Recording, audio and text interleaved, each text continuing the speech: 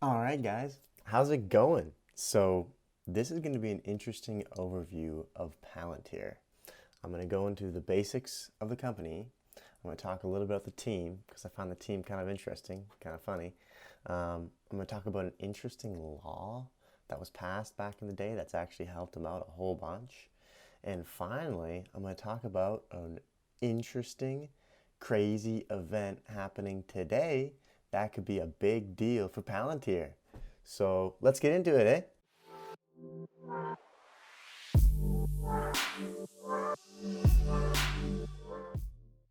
All right, so what is Palantir?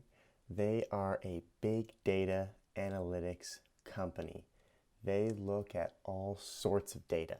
They find trends, they dive into patterns and figure out how they can, present something that gives you a better idea about it. They believe, like they say here, in augmenting human intelligence, not replacing it. So basically finding trends and pulling that information together and presenting it so it gives people a better idea on what they need to do next or how they should plan something. And I mean, they are in all sorts of different areas, just all sorts. What we do, we make products for human-driven analysis of real-world data. We build our company around mission-driven engineering. We meet problems where they live. They have this forward deployed engineer system where they actually send out their trained engineers with their software out in the field where they need to be working with the Army and whatnot. And that's a big thing we're going to talk about here. They've got a lot of deals with the government. They're in government contracts now with the Army, Navy, FBI, CIA. They've got some pretty big guys they're working with. So this is the company. This is what they do. Now you may be thinking, there's not a very big barrier of entry for other companies to possibly compete with them. So who's their competitors and what is their competition doing? Now, the thing about this is that they're structured in a way a little differently and they're run a little differently, and I think they're kind of killing it, and I think they could do well. But at the same time, there is some other bear cases I'm going to talk a bit about on why they could not. I'm almost on the fence a little bit, right and left, on which way I could go for it. But I'm going to talk a bit more about that here shortly. One of the reasons I mention this is it's been said in multiple places that getting an internship at Palantir is harder than getting an internship at Google, and that is a very extensive process to get hired.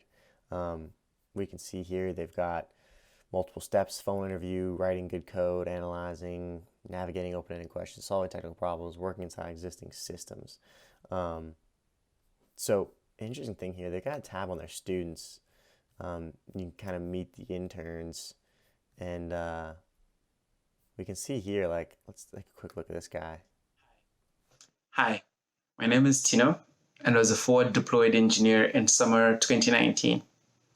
What makes Palantir unique to me, at least from my experience as an intern, was the organizational structure and how that affects how people work. So with most companies that I am aware of, especially companies that have a lot of their engineers going in to work with clients, I noticed that decisions are usually made at the top, and what happens in the company gets trickled down to the engineers. Whereas what it felt like working at Palantir was that the structure was relatively flat. So for my own team, the lead on my team was essentially responsible for everything that we were doing with the client. And it didn't feel like a distant higher level manager or director was pulling all the strings. It was essentially the team lead who sat next to me who was doing that.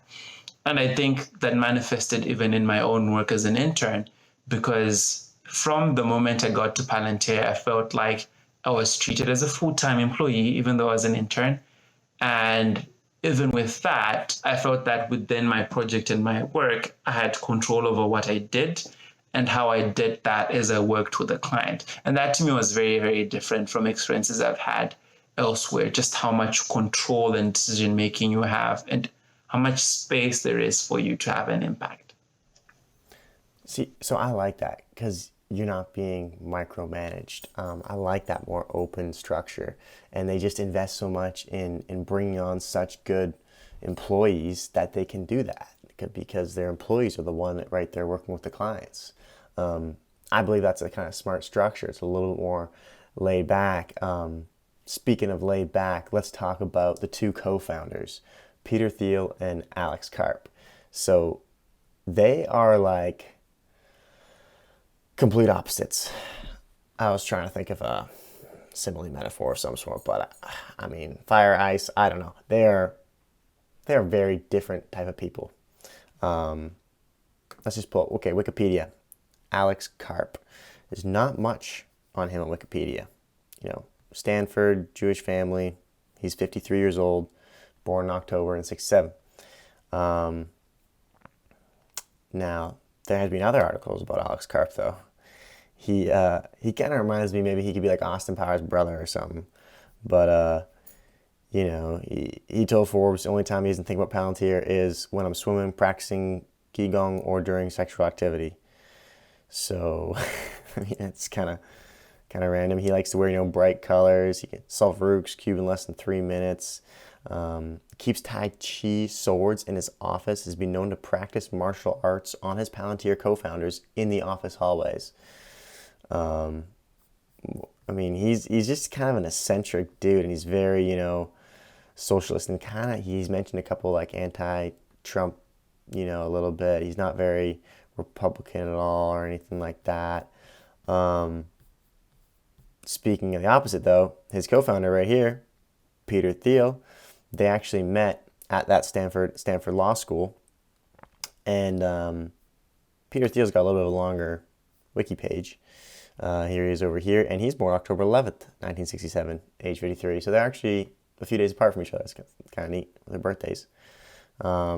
So he, you know, he got into a lot of venture capitalism and actually co-founded PayPal. It's probably where he made a lot of his money. He was the first outside investor in Facebook. So being the first outside investor in Facebook, he made a lot off of that. So he knows a lot about the history and startups and whatnot. And he's, you know, more on the Republican side and has talked about being on Donald Trump's team at one point. Now, both of these co-founders went to Stanford Law School. So, you know, they don't have a background in, you know, data analytics, programming, software, you know. They went to law school. They read through all the different laws in the, you know, in the law books. I mean, to me, being a lawyer, and I'm not trying to throw shade on all lawyers. I think what you do is great at helping people with and whatnot. But, I would hate reading all that boring stuff. But they did. They you know, they studied. They went through law school. So that's a possible bear situation, is that they don't have a background in what the company does analytically. But that doesn't, you know, throw anything on how they select or how they set it up. And actually knowing law really well helped them out a bunch because of legal U.S. Code Title 41, Subtitle 1, Division C, Chapter 33, Code 3307, and U.S. Code Title 10, Subtitle A, Part 4, Chapter 140, Code 2377. Now, what do these basically talk about? Basically,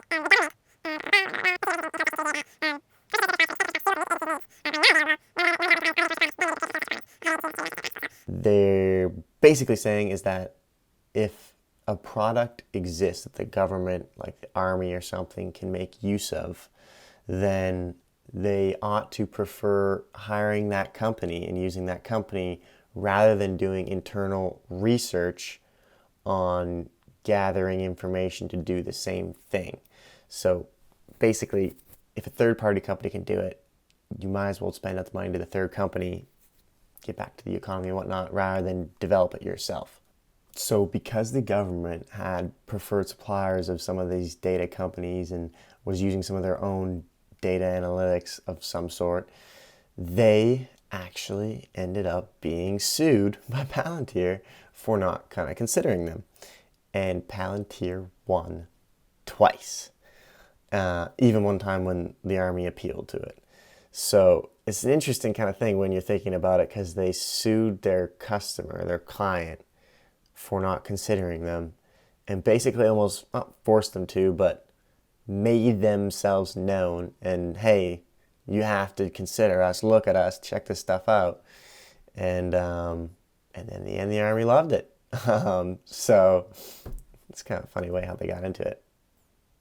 So Palantir has a timeline on their investors page. You can see they've got a lot of big contracts that have been given to them with just not too long ago, 22.5 million in Japan, NHS 31.5, Army renews 114 million. They've put a lot of work up front into getting these contracts. So that's one of the reasons why they're not profitable right now. They're spending so much money on acquiring clientele. And if you think about them long term, they won't have to work hardly as much in the future once they already have contracts established for a certain amount of time. It's easier to renew those than to get a fresh contract. It's much easier to retain the same customer than to go out and get another one. But they've really done well at working their way in. Peter Thiel said we convinced the CIA that the FBI were in, and we convinced the FBI that the CIA were in, and neither wants to be behind the other. I thought that was kind of funny.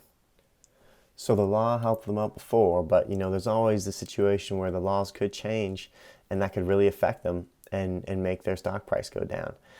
At the same time, another big factor is the moral and ethical issues of data that they're looking into, and privacy is a big one. If something to leak private that was someone's, possibly that could be something that they could get into that could throw some more shade on them. They're a bit of a secretive kind of cryptic company. They can't really show some of the cool stuff they're doing for the Army because that is confidential. So that's another thing that you kind of got to keep in mind about them. Which leads me into what is happening today. Today is Double Click Day. What is Double Click Day? Well, Double Click Day is Palantir's series of software demos that are happening today to showcase how their platform is used across industries and other customers. So they've got a bit of a, show off, a little show and tell going on today, and they're calling it Double Click. And not many people have really been talking about this a bunch, and it hasn't even hyped up their stock price. Their stock price hasn't fluctuated much with the news about this event. So this could be a really big catalyst, make the stock price go up and up and up and up and up. But, it's at a price point right now that's almost very enticing to get in. I don't know if I would stick around and wait for it to drop a little bit or not. So I'm at the point where I'm going to start averaging into a position. I like dollar cost averaging, and I believe in this company long term. And that's the most important part about it. Now, this Double Click Day does look really intriguing. Let's take a quick look here at an additional detail that they sent out to it. It's just a 1-minute clip of an overview.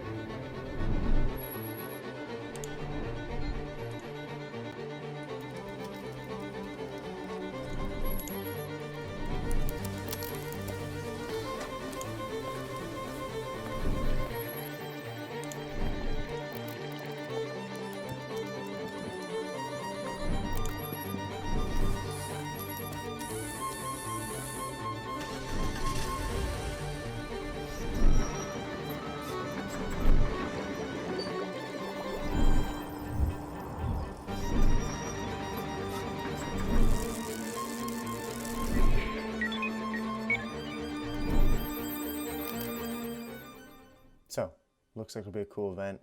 Looks like they teased a lot of really cool platforms and areas that they can get into with it. Some companies are going to be watching going, you know what, I'm going to give Palantir a try.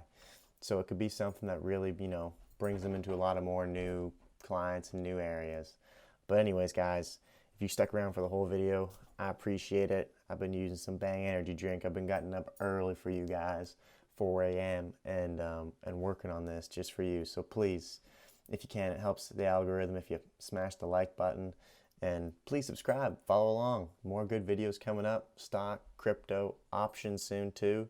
So appreciate it, guys. Peace out.